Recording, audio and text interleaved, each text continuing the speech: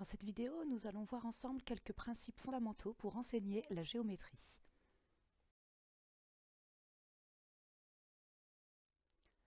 Commençons ce tour d'horizon par un principe que vous connaissez certainement déjà, celui de proposer des représentations diverses aux élèves des figures géométriques et de leurs propriétés.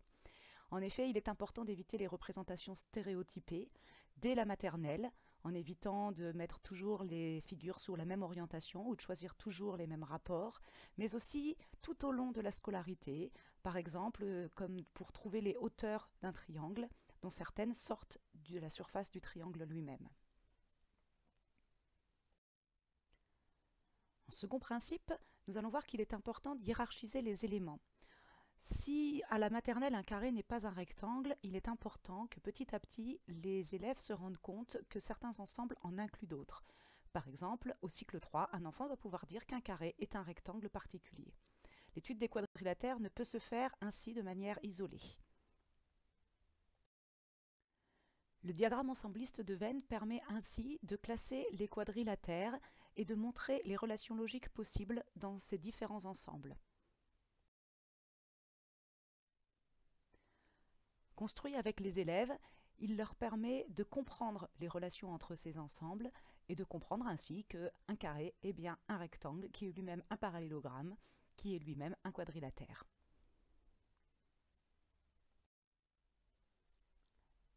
Ce principe montre qu'il est important de travailler en opposition pour aider les élèves à construire les concepts. Les travaux de Britt-Marie Barthes nous montrent l'importance d'utiliser des contre-exemples pour affiner le concept et ses différents attributs. Elle parle d'exemples oui et d'exemples non. Dans l'exemple qui figure sur cette vidéo, pourquoi les figures A et B sont des polygones et la figure C ne l'est pas, il est important de montrer cette figure C, de montrer qu'elle n'a pas que des côtés formés de segments de droite et que c'est pour ça que ce n'est pas un polygone. Les enfants, ainsi, peuvent trier entre ce qui fait partie du concept et ce qui n'en fait pas partie et affiner leur représentation mentale de ce concept. Il est important également d'expliciter avec les élèves les passages entre le monde sensible, le monde de la réalité, et le monde géométrique, celui de l'abstraction. Dans cet exemple, on demande aux enfants de compléter le dessin pour que celui-ci représente les rails d'une voie ferrée sur une portion bien droite, le deuxième rail étant fixé au point A. Ce type de problème veut montrer ainsi aux enfants que les apprentissages géométriques peuvent servir à résoudre des problèmes dans le monde réel. Mais ce faisant, il met en relation trois types d'objets. Un objet usuel de l'espace, un objet réel, le rail, le dessin, qui est représenté ici et qui est donné dans le problème, et le concept de droite, qui est le concept géométrique choisi pour représenter le rail. Il est important d'expliciter avec les élèves ces trois types d'objets qui sont différents par leur nature. Le dessin représentant un concept servant à modéliser un objet usuel de l'espace. Enfin, les apprentissages géométriques doivent s'accompagner d'apprentissages sur les changements lexicaux.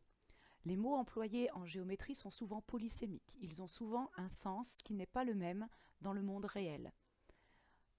Les mots employés en géométrie ont aussi un sens évolutif.